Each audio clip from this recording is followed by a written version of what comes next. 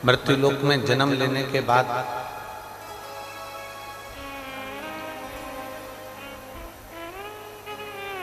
चौरासी लाख योनियों में भ्रमित होते रहे और उसके बाद में जो मनुष्य की देह मिली, मानव का शरीर मिला। इस मानव के शरीर को प्राप्त करने के बाद यदि हमने पृथ्वी पर आने के बाद भगवान शंकर की शिव भक्ति नहीं करी, मान लो हमारा जन्म तो हो गया, हम आ भी गए इस मृत्यु लोक में, हमारा जन्म भी हो गया, पर हमने अगर शिव भक्ति को धारण ही नहीं करा तो फिर हमारा जन्म लेना सार्थक नहीं।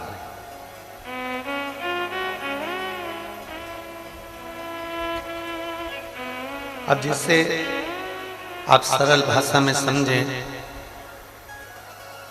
आप किसी के यहां दिल्ली में गए, भटिंडा गए, जयपुर गए, लुधियाना गए, कहीं पर भी आप गए और जिससे मिलने के लिए गए और वही व्यक्ति आपको नहीं मिला, जिससे मिलने के लिए आप पहुंचे और वही व्यक्ति अगर आपको नहीं मिला, वो व्यक्ति यदि आपको नहीं मिलता है तो आपका जाना तो फिर व्यर्थ है। फिर मन में सोचोगे कि मैं इतनी दूर से आया, मैंने 500 रुपये खर्च भी करे, 200 रुपये खर्च भी करे, इतना गाड़ी का धक्का भी खाया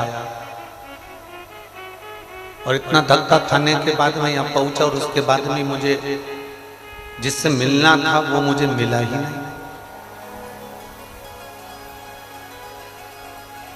मुझे जिससे मिलना था वो मुझे मिल ही नहीं पाया।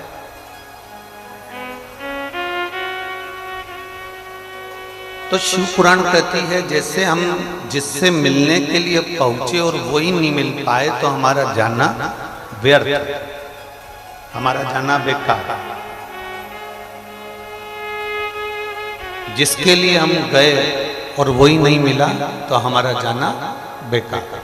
फिर हम क्यों गए?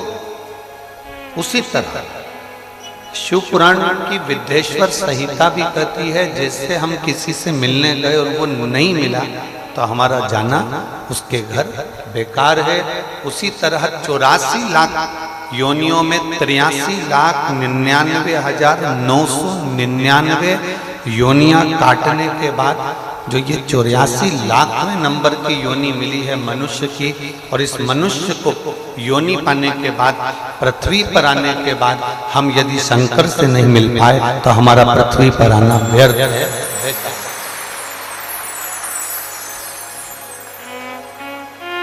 फिर हमारा जन्म लेना बेकार, फिर हमारा पृथ्वी पर आना बेकार, फिर हमारा जन्म लेना बेकार।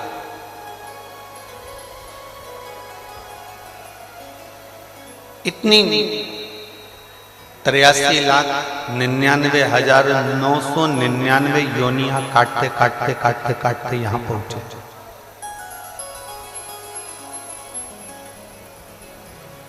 और इतनी योनियां काटने के बाद भी ये 84 लाखवें नंबर की जो योनि मिली और इस योनि को पाने के बाद भी अगर हम शंकर के नहीं हो पाए, हम भगवान के नहीं हो पाए तो हमारा जीवन व्यर्थ।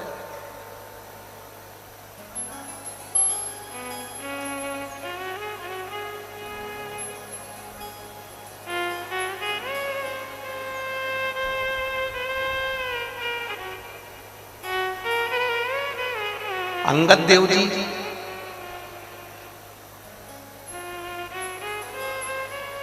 जो गुरु नानक देव जी कहते थे वो श्री अंगद देव जी भी कहते।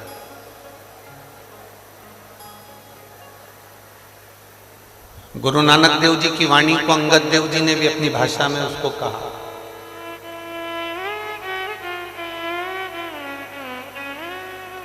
श्री अंगद देव जी ने एक बात बड़ी सुंदर कही, बहुत सुंदर।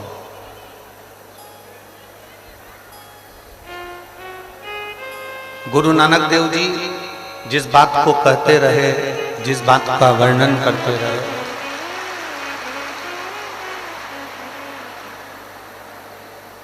गुरु नानक देव जी जिस बात को कहते रहे, गुरु नानक देव जी जिस बात का वर्णन करते रहे,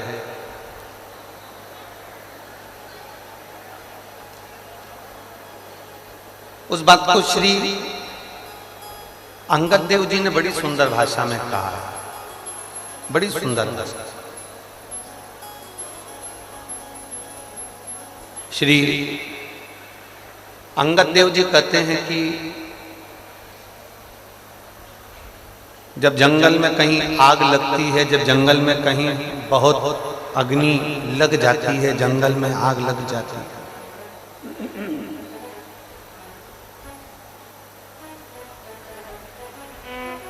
और जंगल में जब आग लगती है तो जो हिरण है वो हिरण जंगल से भागता है।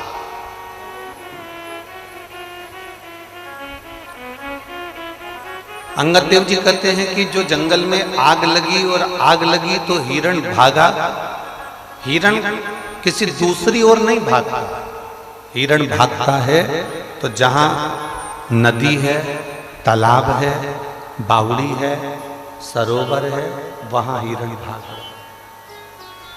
गुरु नानक देव जी के शब्द को, गुरु नानक देव जी की वाणी को श्री अंगद देव जी कहते हैं कि हिरण जंगल में आग लगने पर भाग रहा है और वो भागते भागते भागते भागते पानी को ढूंढ रहा है। वो पानी के करीब में जा रहा है, पानी को, और फिर वो जब पानी के करीब में पहुंच जाता है, पानी के पास में पहुंच जाता है तो हिरण को संतुष्टि हो जाती है कि अब मैं जंगल में कितनी भी आग लगी हो, मैं पानी के करीब में आ गया हूं, अब मुझे तकलीफ नहीं होगी क्योंकि मेरे नजदीक में पानी है, मेरे नजदीक में पानी है, अब मुझे तकलीफ नहीं है। श्री अंगद देव जी कहते हैं कि हिरण आग लगने पर पानी को ढूंढता है, पानी की ओर जाता है। उसी तरह अंगद देव जी कहते हैं गुरु नानक देव जी की वाणी को कि जब भीतर अहंकार की अग्नि लगी हो, क्रोध की अग्नि लगी हो, वासना की अग्नि लगी हो, तृष्णा की अग्नि लगी हो, तो श्री अंगद देव जी कहते हैं उस समय पर हमको संत की, गुरु की वाणी को ढूंढना चाहिए और गुरु के पास जाना चाहिए। कहीं हमें शिव पुराण की वाणी को ढूंढ लेना है, कहीं गुरु नानक देव जी की वाणी को ढूंढ लेना है, कहीं नामदेव जी महाराज की वाणी को ढूंढ लेना है, कहीं संतों की वाणी को ढूंढ लेना है, कहीं सदगुरु की वाणी को ढूंढ लेना है। जब हम किसी सदगुरु, संत, साधु, सन्यासी, तपस्वी, साधक, उपासक के करीब में चले जाते हैं तो हमको फिर भय नहीं।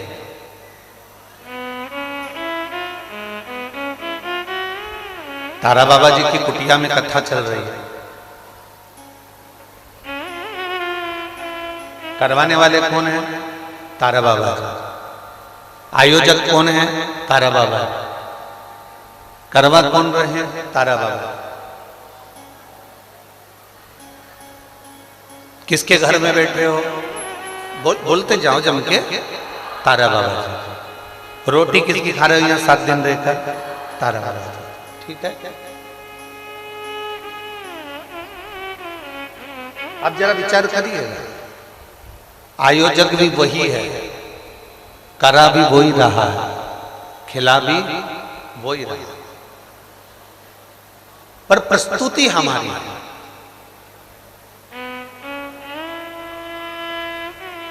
दिख हम रहे हैं, वो दिखता नहीं है।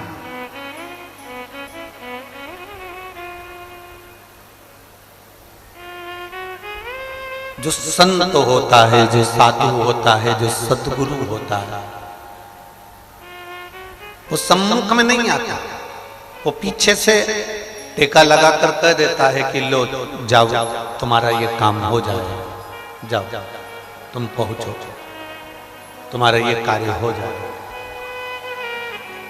कभी तुम्हारे सामने आकर तुमको भरकर 2-4 लाख रुपए कोई गुरु नहीं देगा। बहुत अच्छे से सुन लेना जरा, बहुत समझदारी की कथा है। कोई गुरु, कोई संत, कोई साधु, कोई सन्यासी, कोई तपस्वी, कोई साधक, कोई उपासक अपनी तिजोरी में से 2-4 लाख रुपए निकालकर तुमको कभी नहीं देगा, कभी भी नहीं देगा। क्यों? क्योंकि गुरु, संत, साधु तुमको भिखारी नहीं बनाना चाहता, वो तुम्हें मेहनत करना सिखाएगा और मार्ग बता देगा कि वहां चल। तुम सेठ बन जा, तो यहां से बठिंडा चले जाना, तू जा यहाँ से दिल्ली चले जाना, तू यहाँ से नोएडा चले जाना, तू यहाँ से गुड़गांव चले जाना, तो लुधियाना चले जाना, तो जयपुर चले जाना, वहां जाकर ये कर लेना। गुरु कभी अपनी तिजोरी में से धन नहीं देगा, कभी भी। क्योंकि दे देगा तो तुम्हें लालच बढ़ जाएगा, फिर तुम कुछ काम करने के लायक नहीं बचोगे। अगर उसने धन दे दिया ना, तो तुम किसी काम के नहीं बचोगे, किसी काम के नहीं।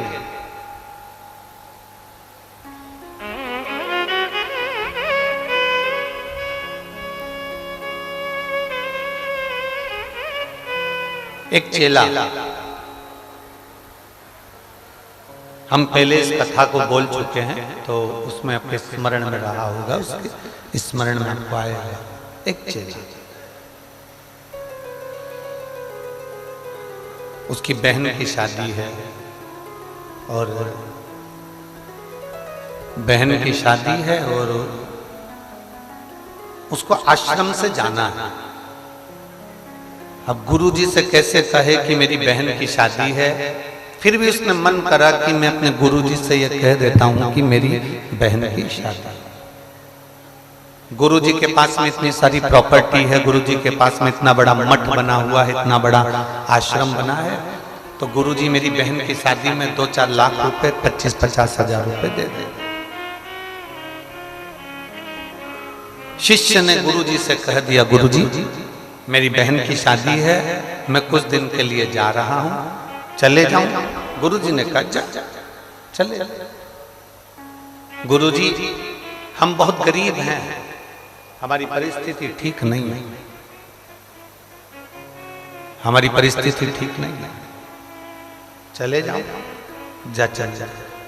गुरुजी लड़के वालों ने डिमांड भी बहुत करी है, पर हमारी इतनी औकात नहीं है।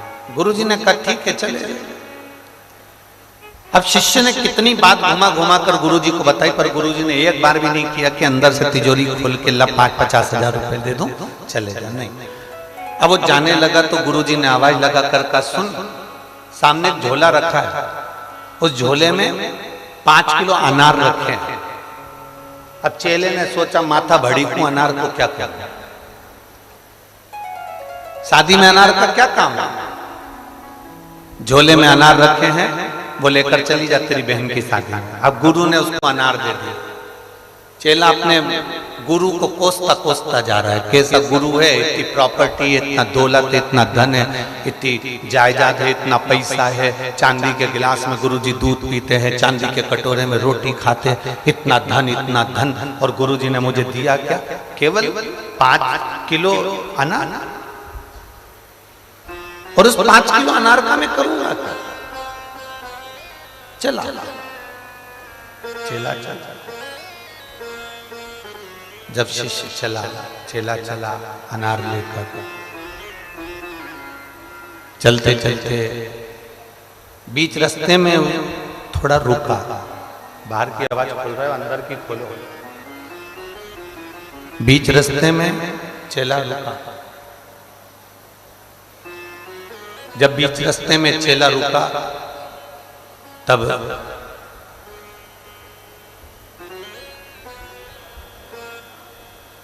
एक राजा बीमार पड़ गया था। और राजा जब बीमार पड़ा तो वेद जी ने उसको देखा था, डॉक्टर ने उसको देखा था, और वेद जी ने कहा था कि इसको जो दवा दी जाएगी वो दवा अनार के रस में दी जाएगी। इसको जो दवा देना है वो अनार के रस में देना है, अनार के रस। राजा ने अपने नगर में अनार दिखवाया पर अनार मिला। राजा ने सब दूर खबर पहुंचाई कि कहीं अनार मिले तो देखो, उसमें मुझे दवा लेना, उसमें मुझे औषधि लेना। अनार नहीं मिला। दूत ढूंढते ढूंढते राजा के सैनिक जंगल में पहुंच गए। जंगल में ये व्यक्ति सो रहा था, शिष्य सो रहा था और उसके पास में झोले में अनार रखे थे और उसने वो अनार लेना चाहा, उसने वो अनार मांगा।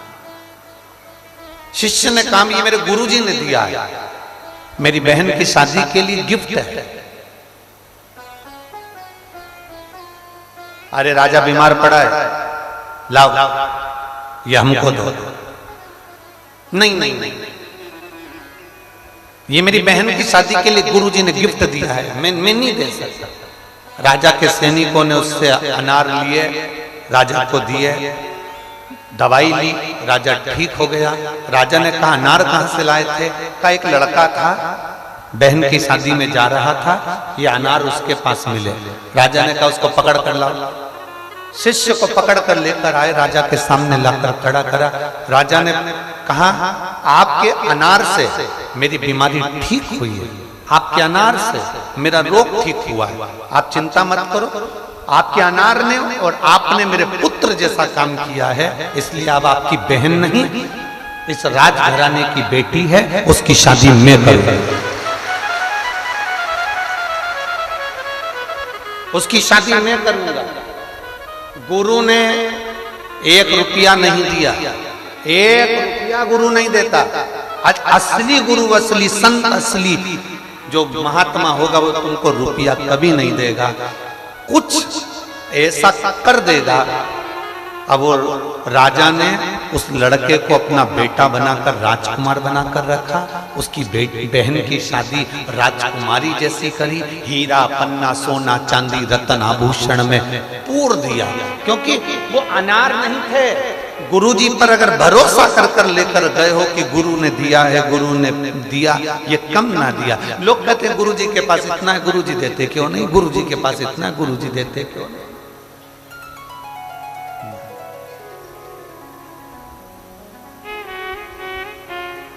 गुरु धन नहीं देता कभी भी, संत सदगुरु कभी धन नहीं देगा।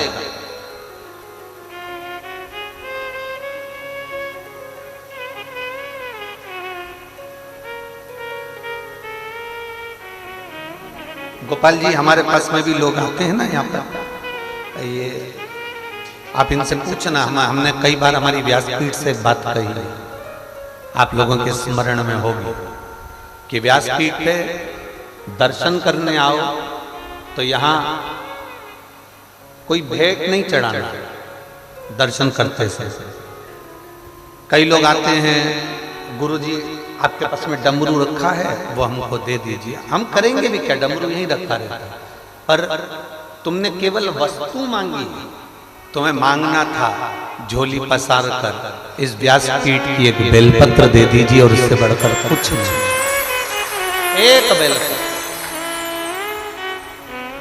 एक बेलपत्र का फल क्या होता है, एक बेलपत्र का स्वरूप क्या होता है, एक बेलपत्र का कीमत क्या है?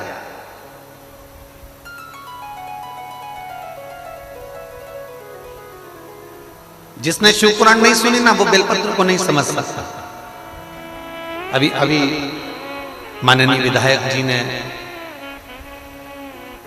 श्री गोपाल जी ने कहा, गुरुजी हम व्यासपीठ से एक 51 वृक्ष की बेलपत्र वाटिका का बोले थे, और उन्होंने कितनी वाटिका बनाई? 2। अब समझने वाली बात है, बोली गई थी एक, बन कितनी रही है? 2, क्योंकि ये तारा बाबा की कुटिया में बन रही है। संत के यहाँ कभी थोड़ा नहीं होता, संत क्या बढ़कर ही होता। गुरु के यहाँ कभी थोड़ा नहीं होता। गुरु नानक देव जी के किसी भी गुरुद्वारे में चले जाओ, आप किसी भी भारत की भूमि के किसी गुरुद्वारे में चले जाओ, भारत की भूमि के किसी गुरुद्वारे में जाना, तुम पहुंचोगे, पहुंच कर कहोगे हमको लंगर चखने को मिलेगा क्या? मां मना कर ही नहीं सकता, वो बोलेगा ही नहीं कि यहाँ लंगर नहीं है, तुम नहीं चख सकते, यहाँ पर हमारे पास व्यवस्था नहीं है, रोटी नहीं है, सब्जी नहीं है, या ये नहीं है, या भाजी नहीं है, वो बोलेगा ही नहीं। तुमने बस कहा और तुमने कहा लंगर चखना है, लंगर दे, तो वो तुरंत करेगा बैठो अभी आए। ना का संबोधन नहीं है और थोड़ा नहीं होता, गुरु के दरवाजे पर थोड़ा है ही नहीं। यहाँ गुरु के दरवाजे पर कुछ कम नहीं, कुछ भी कम नहीं। गुरु का द्वार होता ही ऐसा, थोड़ा तो होता ही नहीं। बहू में और सास में एक बहुत बड़ा अंतर होता है। आप कहोगे सियोर वाला महाराज सिरसा में पकड़ के बैठा है, बहू और सास को, बहू और सास में एक बहुत बड़ा अंतर होता है। बहू भोजन उतना बनाती है गिन के, जेठ जी 5 रोटी खाएंगे, देवर 4 खाएंगे, भतीजा 3 खाएगा, बेटी 2 खाएगी और 2 रोटी एक्स्ट्रा बनाकर रखती है। माँ सास, घर की बुजुर्ग माँ कभी गिनकर रोटी नहीं बनाती, वो हमेशा ऐसी बनाती है कि 4 हो जाए तो खाकर चले। संत सतगुरु माता पिता की ये दृष्टि होती है करुणा की कि कोई आए तो भूखा ना जाए, कोई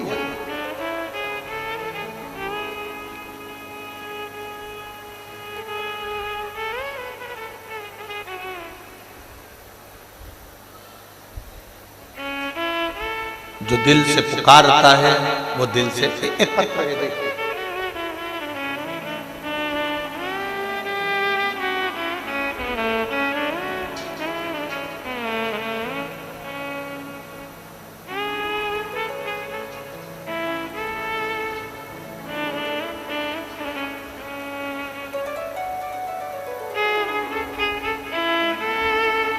मेरा नाम सरिता है, मेरी उम्र 30 साल है। मैं छापरोली जिला बागपत उत्तर प्रदेश की रहने वाली हूँ। कहीं बैठी हूँ आप ही? श्री शिवाय नमस्ते। मेरा नाम सरिता है, मेरी उम्र 30 साल है। मैं छापरोली जिला बागपत उत्तर प्रदेश की रहने वाली हूँ। गुरुदेव, मैं बाबा का क्या वर्णन करूं? 11 फरवरी 2023, इससे पहले मैंने कभी शंकर जी के मंदिर में नहीं गई और कभी भोलेनाथ जी को एक लोटा जल समर्पित नहीं करा। पिछले साल जनवरी में मेरी तबीयत खराब हो गई और मुझे बहुत तकलीफ होने लगी। जब डॉक्टर को दिखाया ना गुरुदेव, तो मालूम पड़ा कि मुझे 3rd स्टेज का कैंसर हो गया। और कैंसर भी साधारण नहीं था गुरुजी, आंतों का कैंसर था, पूरे शरीर में वो कैंसर फैल चुका था। मेरी शादी को 12 साल हो गए हैं और मेरे 2 बेटे हैं। अचानक इतनी बड़ी बीमारी जानकर मुझे सदमा सा लगा। मैंने सबसे पहले अपनी बहन को फोन किया। आपकी बहन आई है क्या? नहीं आई। मैंने सबसे पहले अपनी बहन को फोन करा। उसने मुझसे कहा कि तू चिंता मत कर, अगर 3rd स्टेज का भी कैंसर है ना तो भोलेनाथ जी पे भरोसा जरूर रखना, चिंता मत करना। वो सियोर वाला महाराज कहता है कि घबराना नहीं चाहिए, शिव पर भरोसा करो, दवाई खाओ, सब कुछ करो, पर शंकर पर भरोसा टूटने मत देना। मेरी माता पे मेरे पिताजी, जब मैंने कथा श्रवण करी तो मैंने मेरे पिताजी को सीहोर भेज दिया और सीहोर में भेजकर वहां से कंकर और रुद्राक्ष दोनों बुलवा लिया। रुद्राक्ष को पानी में गला देती, शिवजी को जल चढ़ा देती, कुंदकेश्वर महादेव के नाम से उसको पी लेते, शंकर जी पे चढ़ी हुई बेलपत्र को खाती, शंकर जी का स्मरण करती, शिव मंदिर में झाड़ू पोछा लगा देती, पूजन कर देती। तुरंत एक और झटका दिया मेरे पति और ससुराल वालों ने मेरा इलाज करवाने से मुझे मना कर दिया कि ये 3rd स्टेज का कैंसर है, बचना तो है नहीं, तो इलाज क्या कर रहा है। तब लगभग 1 साल हो गया। 1 साल में मायके में ही रही और मेरे महादेव की सेवा करती रही। मेरा भाई मेरा सहायता करे। हम 6 बहन और 1 भाई हैं। मेरे भाई ने मुझे दिल्ली के सबसे बड़े अस्पताल में, मैक्स अस्पताल में मेरा इलाज करवाना चालू करा।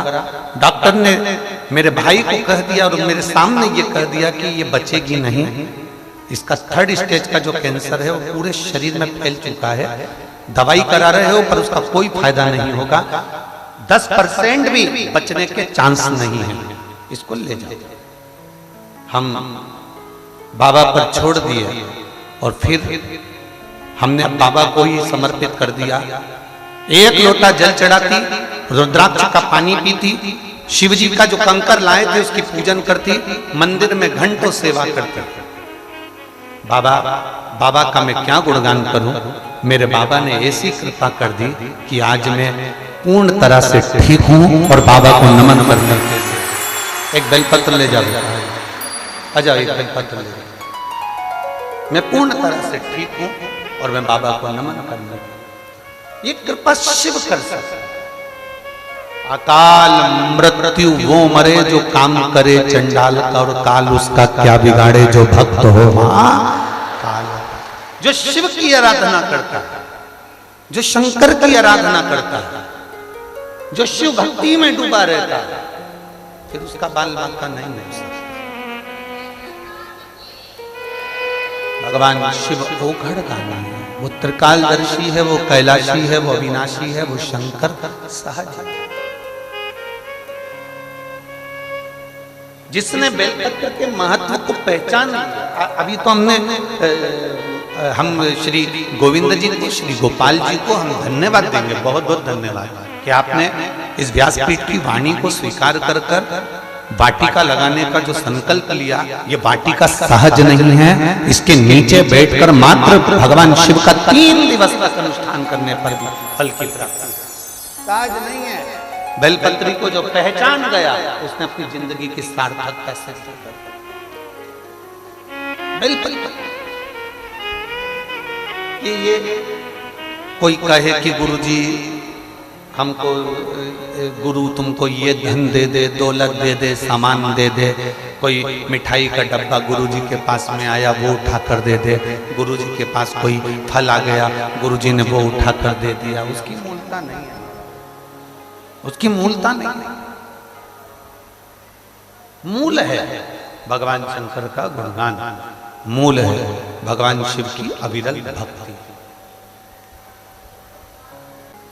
किसी गुरु के पास में कोई संपदा की कमी नहीं, कोई वैभव की कमी नहीं, कोई धन की कमी नहीं, कोई सत्ता की कमी नहीं, पर गुरु नहीं देगा, गुरु नहीं देगा,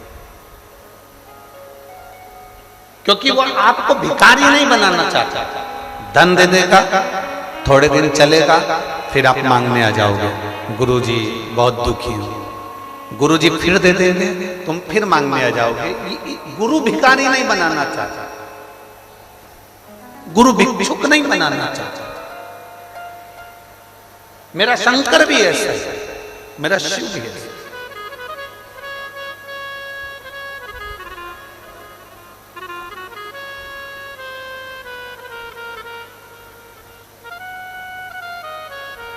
हमने पहले कहा था कोई जल्दी बनता है, कोई लेट बनता है, शंकर को जल चढ़ाने वाला एक दिन सेठ जरूर बनता है। हम पहले कहे कोई जल्दी बनता है, कोई लेट बनता है, थोड़ा समय लग सकता है, थोड़ी तकलीफें ज्यादा आ सकती है, थोड़ा कष्ट जिंदगी में आ सकता है, पर एक दिन सेठ। अब किसी ने कहा कि वो तो खुद वीराने में रहता है। तारा बाबा को देखो, अभी तो ये कुटिया बड़ी बन गई, पर तारा बाबा की जो कुटिया है जिसके अंदर वो रहते थे, अंदर जाके तुम कभी दर्शन किए होंगे। टाट बारदान, क्या बोलते इधर बारदान बोलते, बोरा बोलते, टाट बोलते। टाट उनकी उनकी पूरी कुटिया में कम से कम 15 जगह पे टाट रखे हैं। लोहे की पेटी, कोई कीमती वस्तु कुछ भी नहीं है। ओघड़ अड़भंग, जैसे शिव रहते हैं वैसा वो रहते हैं। लोग कहते हैं शिव जी के पास में तो कुछ भी नहीं है, शंकर जी के पास में ना बहुत सारा धन दिखता है, ना कोई वैभव दिखता है, ना कुछ दिखता है, कुछ भी नहीं है शंकर जी के पास। फिर ऐसा क्या है? मंगलवार का व्रत करते हो, तुमने हनुमान जी का व्रत करा, मंगलवार का व्रत करा, तुमने मंगलवार का व्रत करा, कितने भी व्रत कर लो, शुक्रवार का व्रत कर लो, शनिवार का व्रत कर लो, गुरुवार का व्रत कर लो, रविवार का व्रत कर लो, चतुर्थी का व्रत कर लो, तीज का व्रत कर लो, एकादशी का व्रत कर लो, प्रदोष का व्रत कर लो, तुम्हारी मर्जी पड़े जिस जिसके व्रत कर लो। पर एक एक पुराण को उठाकर देखना, किसी पुराण में तुम्हें यह नहीं मिलेगा कि तुमने जिस भगवान का व्रत करा उसने तुमको दिया। नहीं, जिसका भी व्रत करोगे, व्रत तुम किसी का भी करो, पर पृथ्वी पर रहने वाले फल देने वाले तो केवल एक देवादिदेव महादेव हैं, फल वही देते। शनिवार का व्रत करोगे तो शनि महाराज को पहले भगवान शंकर को कहना पड़ेगा, मेरा भक्त व्रत कर रहा है मेरा, आप मृत्यु लोक के देवता हो, इनको देना पड़ेगा। वैकुंठ में अगर तुम जाके व्रत करते ना तो भगवान वैकुंठ अधिपति दे देते, पर पृथ्वी पर व्रत कर रहे हो तो पृथ्वी के देवता को पूछ कर देना पड़ेगा। तिरुपति में भगवान वेंकटेश भी अगर आकर बैठे तिरुमाला में तो पहले भगवान शंकर से पूछा, क्या मैं तिरुपति में आकर बैठ जाऊं तिरुमाला में? जब भगवान शंकर ने कह दिया तब वो तिरुमाला में आकर बैठे। नाथद्वारा में श्रीनाथ जी, नाथद्वारा में श्री जी बाबा आकर बैठे तो उन्होंने एक लिंग जी से पूछा, क्या मैं यहां आकर बैठ जाऊं? तब बाबा ने कह दिया कि तुम बैठ, मना ना, बैठो।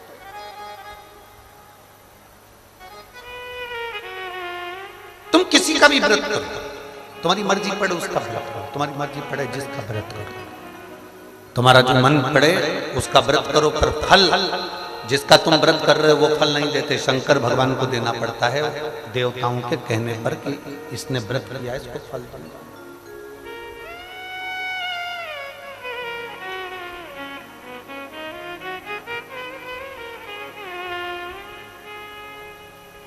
जिसने पहचान लिया, शंकर भगवान को जो जान गया, उसने, एक महिला बैठी है यहां पर, सुमन गोदारा, पति का नाम है अनिल गोदारा, हरियाणा के हिसार, हरियाणा के हिसार आजाद नगर से आई है। कहीं बैठी हो तो हाथ हिलाइए। हरियाणा के आप ही हैं? आ जाओ, एक बेलपत्र ले जाओ। जाओ, हरियाणा के हिसार आजाद नगर से, आजाद नगर की रहने वाली हैं। हिसार के आजाद नगर से पैदल चलकर सिरसा तक कथा सुनने के लिए आई है।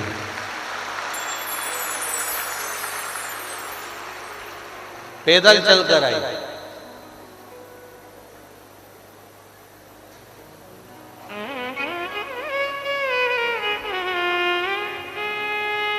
एक महीने से अन्न का दाना नहीं खाया इस महिला ने, एक महीने से अन्न को ग्रहण नहीं किया, एक महीना हुआ।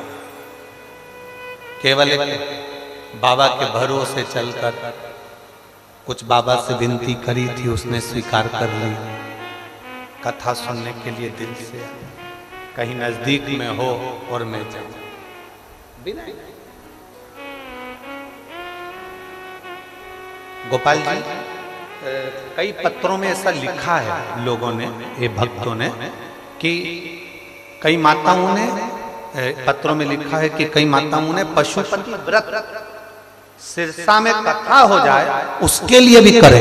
कई माताओं ने पशुपति व्रत कि सिरसा में कथा हो।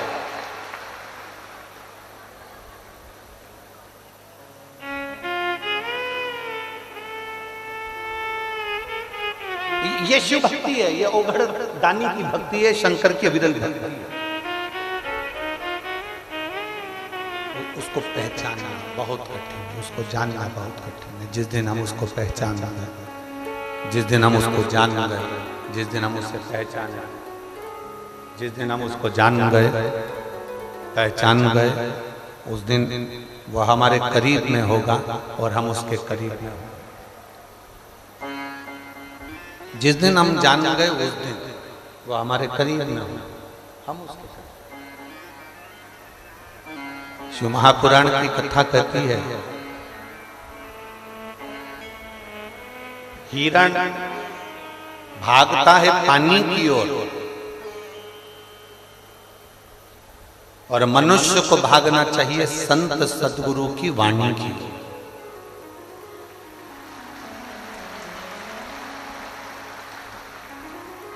अब हम आपसे पूछें, चाकू, खंजर, तलवार, तीर, बंदूक की गोली और वाणी, फिर से समझ लीजिए, चाकू, तलवार, खंजर, गुप्ती, तीर, बंदूक की गोली और वाणी, इनमें सबसे ज्यादा गहरी चोट कौन करता? जम के बोलो जरा। वाणी। चाकू से जो घाव हुआ वो भरा सकता है, गोली से जो घाव हुआ वो भरा सकता है, तलवार से जो घाव हुआ वो भरा सकता है, तीर से जो घाव हुआ वो भरा सकता है, खंजर से जो घाव हुआ वो भरा सकता है, पर वाणी से जो घाव होता है वो मरते दम तक नहीं भरा। वाणी का घाव मरते दम तक नहीं भरा था, आखिरी समय तक भी। सामने वाले व्यक्ति ने तुम्हें बचपन में भी अगर चोट करी है, तुमको धोखा दिया है, तुम्हें तकलीफ दी है, तुम्हें कष्ट दिया है, तो जब तुम्हारे सामने वो आएगा तब तुमको लगेगा कि इसने मुझे ऐसा करा। भले अच्छे से मिल रहे हो, अच्छे से जुल रहे हो, सब बात हो रही है, सब कुछ हो रहा है, परंतु फिर भी उसकी वाणी का तुम्हें स्मरण आता ही रहेगा। बहुत विचित्र वाणी, बड़ी विचित्र।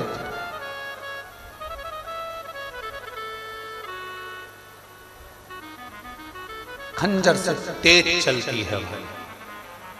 इसीलिए आप लोगों से हमने बार बार कहा कि हिरण पानी की ओर जाए, तुम गुरु की, शिव पुराण की, संत की, साधु की वाणी की ओर जाए, तुम वाणी की ओर।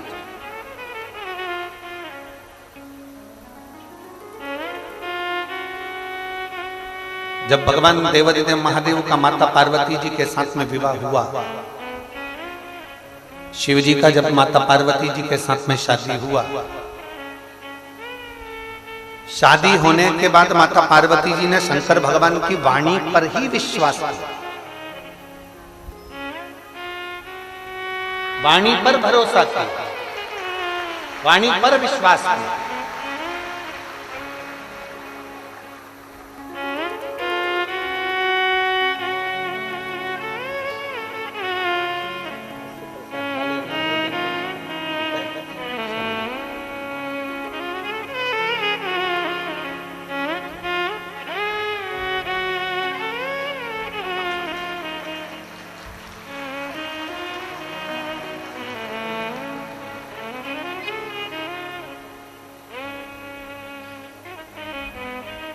शिव की वाणी का भरोसा बड़ा प्रबल है, और जिसने शंकर की वाणी का भरोसा रखा है,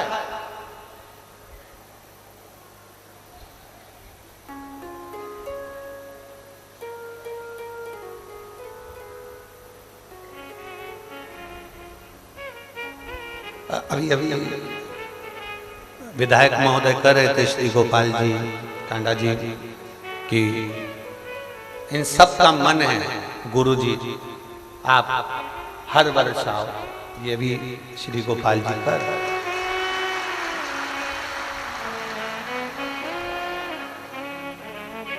हमारा और तुम्हारा कोई बैर नहीं है, हो कोई हमारी तुम्हारी दुश्मनी नहीं है कि हम नहीं है, पर हमने एक बात अपने जीवन में हमेशा उतारी है, वो आज भी कहता है, आहों में असर होगा, घर बैठे बुला लेंगे। आप भगवान शंकर की भक्ति करो, भजन करो, कीर्तन करो, स्मरण करो, शिव जी को एक लोटा जल चढ़ाते रहो। जितने बाबा की कुटिया में बैठे और जितने आस्था चैनल पर कथा सुन रहे हो, जितने फेसबुक यूट्यूब पर कथा सुन रहे हो, जितने तारा बाबा की कुटिया में कथा सुन रहे हैं, जितने रोड पर, कल कोई ने एक लेटर भेजा था, उस लेटर में लिखकर भेजा था कि जितने तारा बाबा की कुटिया के अंदर हैं, उतने गोविंद जी ने बाहर रोड पे बड़े बड़े माइक लगा रखे हैं, दुकानों के अंदर भी लोग बैठे हैं, दुकानों के अंदर भी बैठे हुए हैं। तो जितने रोड पर बैठे हैं, जितने तारा बाबा की कुटिया में बैठे हैं, जितने आस्था चैनल पर कथा सुन रहे हैं, जितने फेसबुक यूट्यूब पर कथा सुन रहे हैं, इतना ध्यान रखना, तुम्हारा विश्वास जब दृढ़ होगा, तुम्हारा विश्वास जब पक्का होगा, और मेरा भोलेनाथ तुम सबकी झोली जब भर देगा, तो अगले साल हो सकता है फिर बुला लेगा। विश्वास की दृढ़ता होना चाहिए।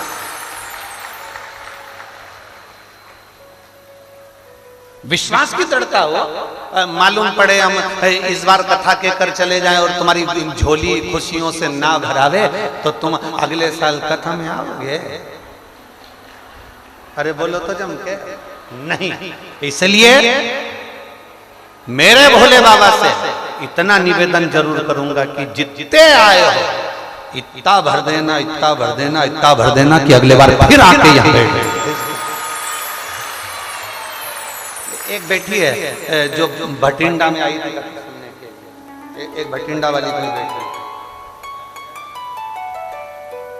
ठीक है, दिख गई। श्री शिवाय नमस्ते।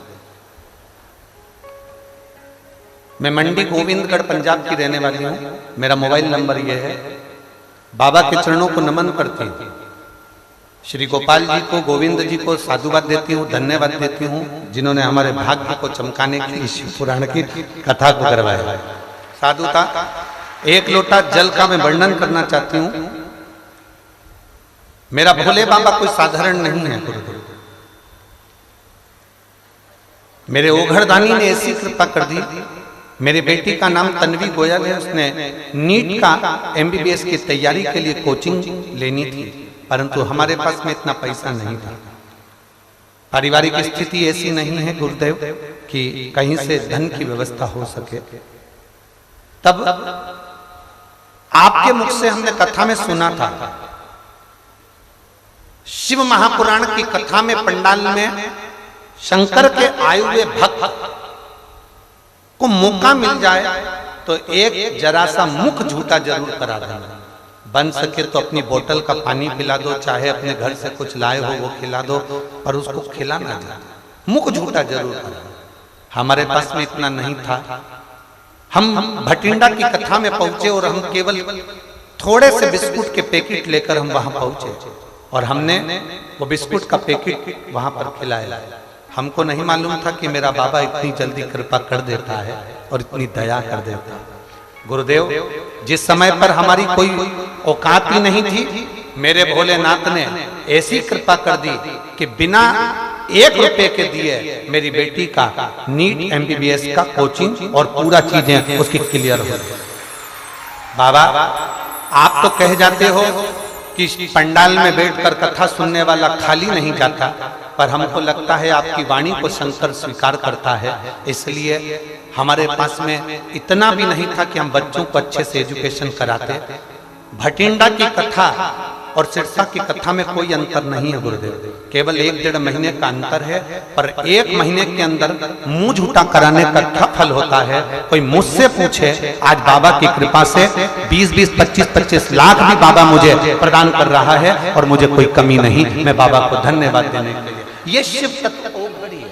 ऐसा हाथ हिला दो देने के बाद, श्री शिवाय नमस्ते। गुरुदेव दुनिया के आगे हाथ फैलाते थे, कोई साथ नहीं देता था, पर जब से शिव पुराण की कथा सुनी है तब से मेरे बाबा ने मेरा हाथ नहीं छोड़ा, वो देने में पीछे नहीं हटता। ये शिव तत्व। बैठिए बहन, शिव तत्व इसी को कहते हैं। शंभु त्रिकालदर्शी कैलाशी अविनाशी शंकर उदार,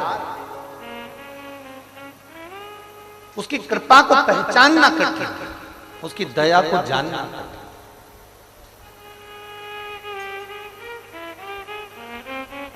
उसमें लिखा बेटी कोचिंग नहीं कर पा रही थी, पर उसके लिए व्यवस्था भी मेरे भोलेनाथ ने करा और वो नीट की कोचिंग करना प्रारंभ कर। हम उसके सहारे, हम उसके भरोसे रहे।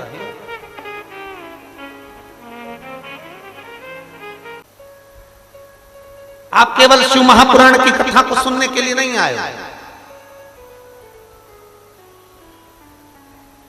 आप 7 दिन भगवान शंकर से, तारा बाबा जी से, तारकेश्वर महादेव से मिलने के लिए आए हो और अपना दुखड़ा बाबा को सुनाने के लिए आए। केवल सियोर वाले महाराज से कोई मतलब नहीं होना चाहिए तुमको, स्पष्ट बात है जो है। आप ये ना सोचिए कभी भी कि सियोर वाले महाराज से मिलना है हमको, सियोर वाले महाराज से हमें मिलना पड़े और उनसे हम कुछ बोलें, वो हमारा दुख कम कर दे। सियोर वाला महाराज तुम्हारे दुख काट दे। सियोर वाले महाराज का दुख तो खुद महादेव काटता है, तो वो काय का किसी का दुख काटेगा ना। भरोसा शिव जी पर रखिए, विश्वास शंकर पर रखिए।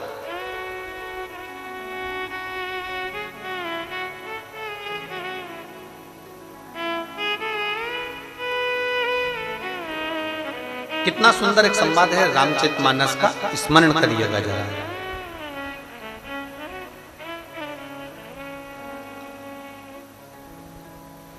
रावण को मालूम पड़ा कि भगवान भक्तों को तारते हैं। किसको तारते हैं? जम जम के बोलो जरा, भक्तों। रावण को मालूम पड़ा कि भगवान भक्तों को तारते हैं। रावण छोटा था, उसकी शादी नहीं हुई,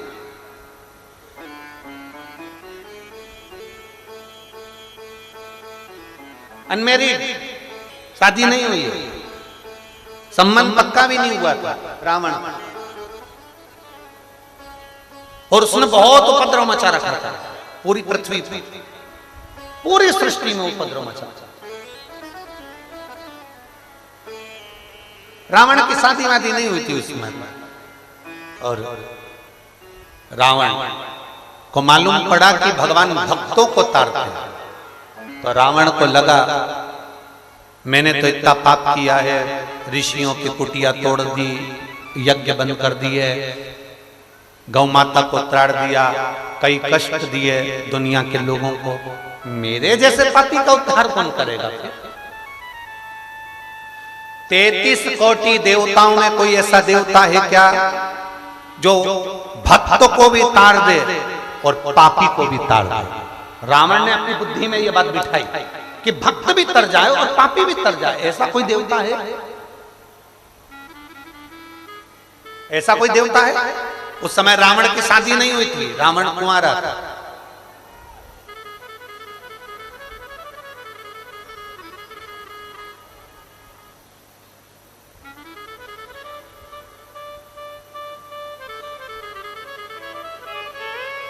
रावण भटकता रहा, उसने सुना भगवान भक्तों को तारता है, पर मैंने तो पाप कर्म किया है, मुझे कौन तारेगा? 33 कोटि देवताओं में कोई ऐसा देवता नहीं है जो भक्त को भी तार दे और पापी को भी तार दे। रावण भटकते भटकते भटकते भटकते एक बार मंदोदरी से मिल लिए। शादी नहीं हुई थी, कुंवारे थे उस समय पर, मंदोदरी से मिले। पहली बार मिलना हुआ। मंदोदरी कांटों में से अपने लहंगे को निकाल रही और रावण उसको देखकर ठाके लगाकर हंस रहा। बहुत तेज रावण के चेहरे पर हंसी थी और मंदोदरी अपना लहंगा निकाल रही, अपना लहंगा कांटों में से निकाला। रावण ने ठाका लगाया, हंसा। मंदोदरी ने घूर कर रावण को देखा, लंकाधिपति लंकेश को देखा, देखते से ही मंदोदरी ने रावण से कहा, आप मुझे कांटों में फंसा हुआ देखकर मुस्कुरा रहे हो, थोड़ी सहायता करोगे तो मेरा ये लहंगा, मेरा ये वस्त्र इस कांटे में से निकल जाए। रावण ने मंदोदरी से एक प्रश्न किया।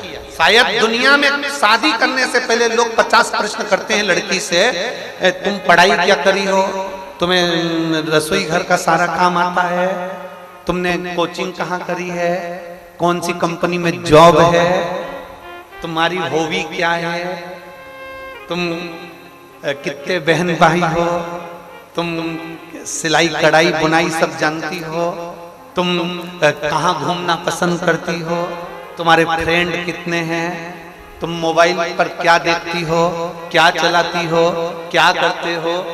लड़का लड़की से 50 प्रश्न करता है, लड़की लड़के से 50 प्रश्न करती है। पर शायद पहली बार ऐसा विवाह हुआ होगा जिसमें मंदोदरी और रावण का संवाद हुआ। शायद आपने ये कथा आज तक सुनी कि नहीं सुनी, हमको नहीं मालूम। पर शंकर का भक्त रावण, शिव का भक्त लंकेश मंदोदरी से जब पहली बार मिला, और पहली बार मिलने पर रावण ने मंदोदरी कर रही है, मेरा लहंगा निकालने की जगह तुम हंस रहे हो, ठाका लगा रहे हो, मुस्कुरा रहे हो।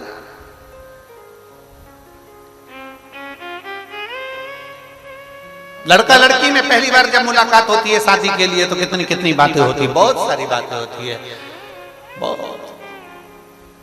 लड़की भी कह देती है एक बार बस अपनी शादी हो जाए, मैं पूरे घर को स्वर्ग बना दूंगी और घर में रहने वालों को स्वर्गवासी बना दूंगी। जब घर को ये स्वर्ग बनाएगी तो उसमें रहने वाले तो वैसे स्वर्गवासी हो जाएगा। बोले तो बोले, बस शादी हो जाने दो।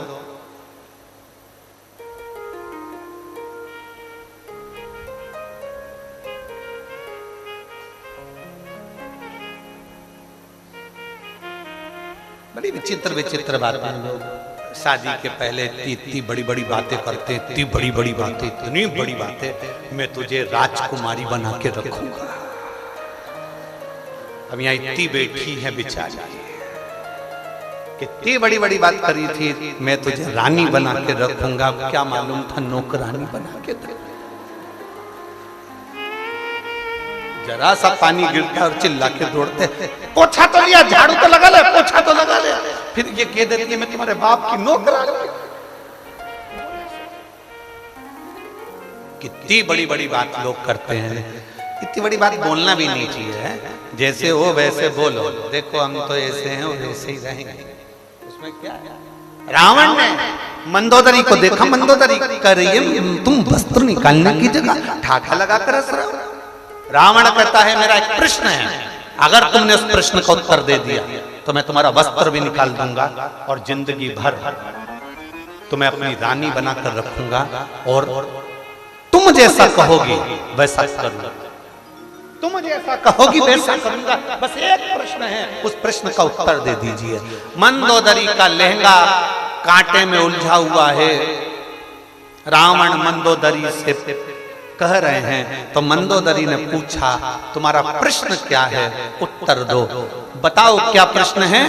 रावण ने कहा मेरा प्रश्न केवल इतना सा है कि मैंने संतों के मुंह से सुना है, ऋषियों के मुंह से सुना है कि भगवान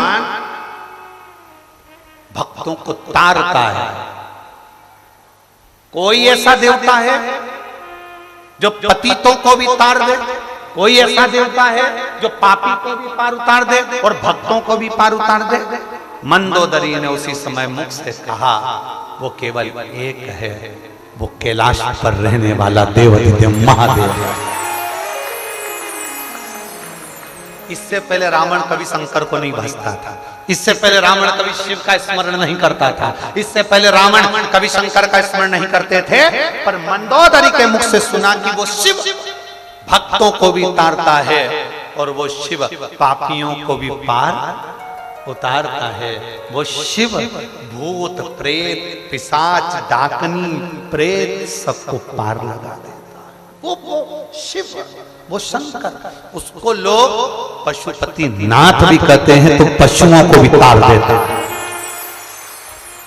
उसका एक नाम श्रंभेश्वर है। श्रंभेश्वर मतलब एक पक्षी, पक्षियों को भी पार लगा देता है। पशुपतिनाथ बनकर पशुओं को पार लगा देता है। महेश्वर बनकर संसार की संरचना का आनंद पा देता है। वो साधारण नहीं। रावण ने मंदोदरी के वस्त्र को निकाला और रावण ने उस दिन सोच लिया कि अब मुझे कुछ नहीं करना है। सारे देवताओं को तो बंदी बना लिया है, महादेव को बंदी नहीं बनाना, उनकी आराधना करना है, क्योंकि वो पापियों को भी तार देता है, पतितों को भी पार उतार देता है। रावण से मंदोदरी ने फिर एक प्रश्न किया, जरा सुनिएगा उस प्रश्न को। रावण से मंदोदरी प्रश्न करता, मंदोदरी ने पूछा रावण से, तुमने प्रश्न करा कि भक्तों को तारते हैं, पापियों को कोई तारने वाला भगवान है, पापी और भक्त दोनों को तारे, तो आपने कह दिया महादेव है। मंदोदरी ने प्रश्न किया, तुम भक्त हो कि पापी हो? अब किसी की शादी हो रही हो और लड़की पूछ रही, पीते हो?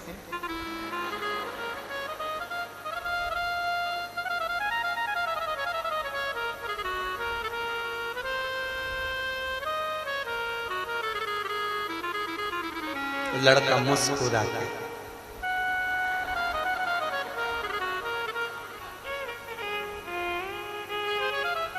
मेरी सौगंध खाओ। लड़के ने सोचा खा लो, मर भी जाएगी तो दूस दिया जाएगा।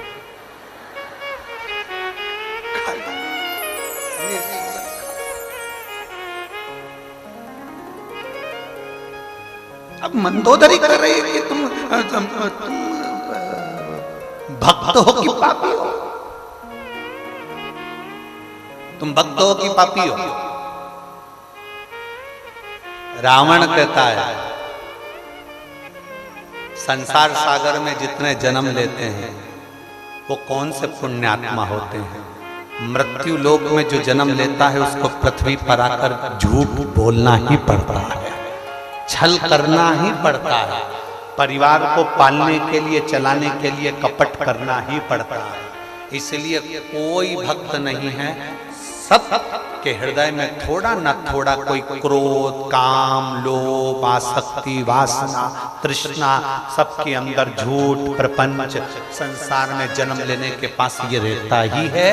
तो संसार में जितने जन्म लेते हैं उसका पाप कर्म तो उसके साथ रहता है। मैं मेरे लिए प्रश्न नहीं कर रहा हूं कि पापी को कौन तार सकता है, मैं तो पूरे पृथ्वी की बात कर रहा हूं कि संसार में रहने वाले मनुष्य से एक न एक बार मृत्यु लोक में जन्म लेने के बाद पाप होता ही है, उसको तारेगा कौन? तो मंदोदरी ने कह दिया केवल एक, हर समस्या का हल एक लोटा, बस एक लोटा जल। अब कोई तुम में से कोई कह दे मैं कभी झूठ नहीं बोली,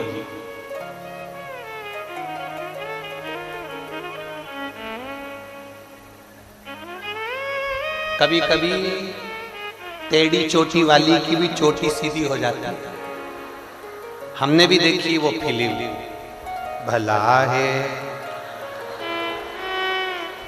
बुरा है जैसा भी है मेरा पति तो मेरा। कभी कभी टेढ़ी चोटी वाली की भी चोटी सीधी हो जाती है, पर याद रख लेना मनुष्य की देह मिल जाए और तुम कहो कि मैं झूठ नहीं बोलता, तुम मनुष्य की देह मिल जाए और तुम कह दो मैं कपट नहीं करता, मनुष्य की देह मिल जाए तुम कह दो मैं ईर्ष्या नहीं करता, मनुष्य की देह मिल जाए और तुम कह दो कि मैंने किसी को धोखा नहीं दिया, मनुष्य की देह मिल जाए और तुम कह दो कि मैंने किसी को गाली नहीं दी, मनुष्य की देह मिल जाए और तुम कह दो मैंने किसी का अहित नहीं करा, तो भूतो न भविष्यते, अहंकार, काम, लोभ, आसक्ति, वासना, तृष्णा, क्रोध ये मनुष्य की देह में भगवान देकर भेजता है। इसलिए पृथ्वी पर अगर जन्म हुआ है तो एक बार शंकर भगवान का भजन जरूर करना, क्योंकि पापी को भी पार उतारने वाला वो शिव ही है। भक्त को भी वही तारता है, पापी को भी वही तारता है। शंकर जी की किसी से दुश्मनी नहीं है। तुम देख लो अगर किसी से दुश्मनी हो, रावण कितना बड़ा असुर था, भगवान नारायण से उसकी दुश्मनी थी, ब्रह्मा जी से उसकी दुश्मनी थी, इंद्र से थी, शंकर जी से थी नहीं थी। बेस्ट फ्रेंड, दुश्मनी है ही नहीं।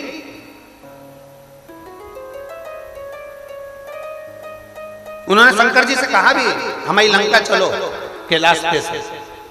शंकर भगवान बोले मेरा मन नहीं तेरे यहां जाने का। क्यों? मेरी सोने की लंका, उसमें जाने का क्यों मन नहीं? शंकर जी बोले नहीं, मैं नहीं जा सकता, क्योंकि मैं तो अपनी गुफा में अच्छा, पर्वत पे अच्छा। रावण जिद चढ़ गया, तू मेरा बेस्ट फ्रेंड होके नहीं चल सकता, चलना पड़ेगा। शंकर भगवान को लेके चल दिया। शंकर भगवान ने सोचा इसके यहाँ जाऊंगा नहीं जाऊंगा नहीं। बीच रास्ते में शंकर जी ने अपना वजन बढ़ा दिया, उसने नीचे रख दिया, हिले ही नहीं, वैद्यनाथ के रूप में पूजा नहीं। पार कौन करे? कौन संसार में जन्मा जिसने अच्छे से अच्छा संत, साधु, गुरुजन, तपस्वी जन, साधक, उपासक जो पृथ्वी पर जन्म लिया है? मृत्यु लोक इसको कहते हैं संसार, जिसमें कोई सार ही नहीं। उसका नाम बोलो बोलो जम के बोलो, संसार। इसको कहते दुनिया, मतलब दुगनिया। यहाँ जितने बैठे हैं सबके दो मुंह हैं, कभी किसी के मुंह पे अच्छा बोल देते हैं, थोड़ी देर बाद उसी की बुराई कर देते हैं, दुगनिया। इसलिए इसका नाम दुनिया। तो तुम किसका सार्थक लेकर बैठे? यही दुनिया में बहुत लोग चिल्ला चिल्ला के कहते हैं भैया जी संघर्ष करो हम तुम्हारे। अरे बोलो तो जम के, भैया जी संघर्ष करो हम तुम्हारे। अब ईमानदारी से बोलो, साथ होते तो संघर्ष की जरूरत क्या पड़ती? खा मतलब तुम साथ नहीं हो, बस चिल्ला रहे हो, केवल चिल्ला रहे हो भैया जी संघर्ष करो हम तुम्हारे साथ है। साथ होते तो संघर्ष करना ही क्या पड़ता जी? संघर्ष की जरूरत ही क्या पड़ती है? पर संघर्ष करना पड़ रहा है क्योंकि अपने अपने नहीं हो पा।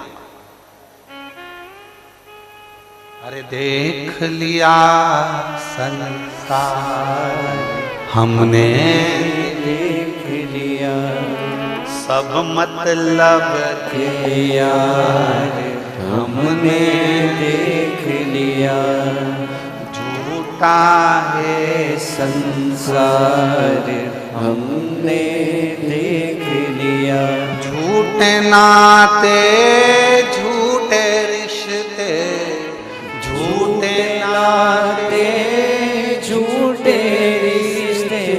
अरे झूठा है संसार हमने, देख लिया सब मतलब के यार हमने, देख लिया, देख लिया संसार हमने, देख लिया।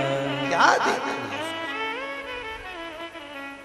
रावण ने केवल अपने लिए नहीं कहा। अब कोई लड़का होता इस जगह पर, मंदोदरी ने प्रश्न किया तुम भक्त हो कि पापी? अगर तुम्हारी शादी हो रही होती तो तुम कितने सारे गुण बताए जाते हैं, कितने गुण। हमारी लड़की बड़ी सुशील है,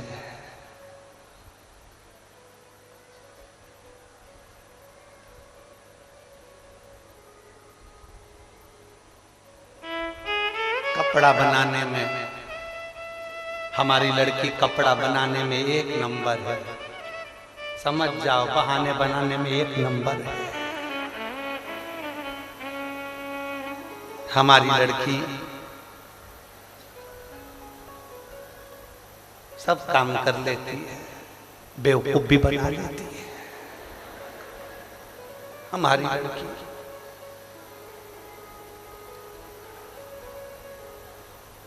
कभी पार्लर नहीं जाती क्योंकि 24 घंटे पार्लर में बैठी रहती है, आती नहीं। कितनी कितनी बात, कितनी एक से बढ़कर एक उसके गुण बताए गए। लड़के के भी एक से बढ़कर एक गुण बताए गए। अवगुणों को छुपा लिया गया, गुण प्रस्तुत कर दिए गए। गुण प्रस्तुत है, अवगुण छुपा लिए। रावण अवगुण नहीं छुपा रहा। ये रावण की विद्वत्ता है, ये रावण की महानता, अवगुण नहीं छुपा रहा। रावण से पूछा मंदोदरी ने, तुम भक्त हो कि पापी हो? रावण ने कहा, मैंने ऋषियों को प्रदान करा है, सबके यज्ञशाला को तोड़ दिया, भजन पूजन नहीं होने देते। अब तू अंदाजा लगा ले कौन सी क्वालिटी की, अंदाजा लगा।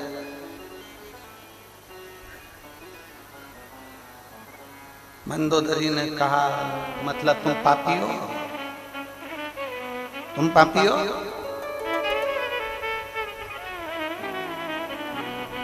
रावण मुस्कुराकर कहता है, संसार में जो जन्म लिया है, पृथ्वी पर आकर उसने कुछ न कुछ गलत जरूर किया है। कोई सृष्टि